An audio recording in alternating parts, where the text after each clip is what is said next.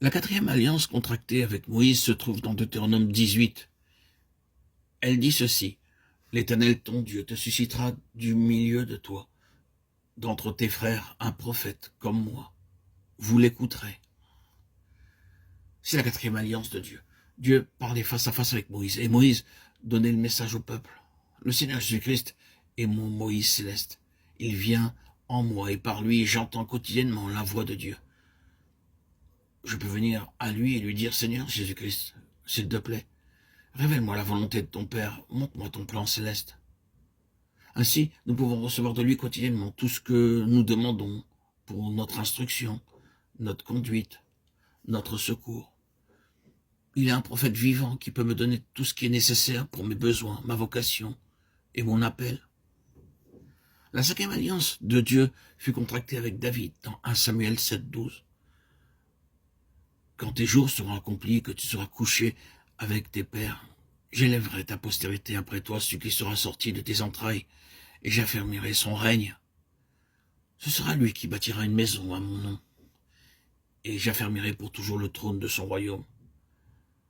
Dieu promit de bâtir une maison céleste par la postérité de David, et non par David lui-même.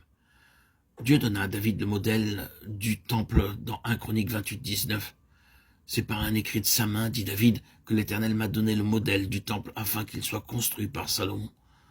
Comme Dieu donna à David le modèle du temple pour qu'il soit construit par Salomon, nous avons reçu du Seigneur Jésus-Christ le modèle céleste de l'Église céleste. Dieu ne nous a pas appelés pour édifier une société, une association, une congrégation, une secte, mais pour construire l'Église céleste, sous la conduite du Seigneur Jésus-Christ, une Église qui doit contenir la plénitude de Dieu pour toujours. En recevant le plan céleste de Dieu jour après jour, sous son autorité et sa royauté, nous devenons une partie de sa maison céleste. La sixième alliance fut établie avec le Seigneur Jésus-Christ lui-même dans le psaume 2, 7, 9. Je publierai le décret. L'Éternel m'a dit: tu es mon fils, je t'ai engendré aujourd'hui. Commande-moi, et je te donnerai les nations pour héritage, les extrémités de la terre pour possession. Tu les briseras avec une verge de fer.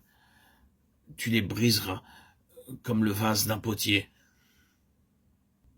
Dieu fit une alliance avec son Fils, par laquelle il donna toutes les nations pour héritage. Quand vous prêchez l'Évangile, proclamez cette promesse. Le diable a usurpé la part du Seigneur, mais en marchant par la foi, dites: Seigneur Jésus-Christ, c'est ton héritage. Ce peuple t'appartient. Tu es mort pour eux. Par la foi, proclamez l'héritage du terrain pour lequel le Seigneur a livré sa vie et est mort. Il est celui qui doit l'avoir et non le diable. Avec cette foi, nous sortirons en annonçant l'Évangile à toutes les nations. Lorsque vous savez qu'un immeuble vous appartient, vous ne l'abandonnez pas, mais vous revendiquez sa possession en disant: c'est ma terre, mon immeuble, ma propriété, et je dois l'avoir.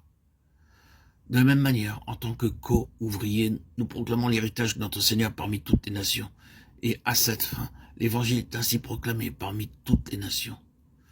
Nous proclamons par la foi, en tant que co-ouvriers du Seigneur, l'héritage du Seigneur Jésus-Christ, qu'il s'est acquis par son propre sang, jusqu'à ce que nous devenions effectivement participants de l'héritage des saints dans la lumière,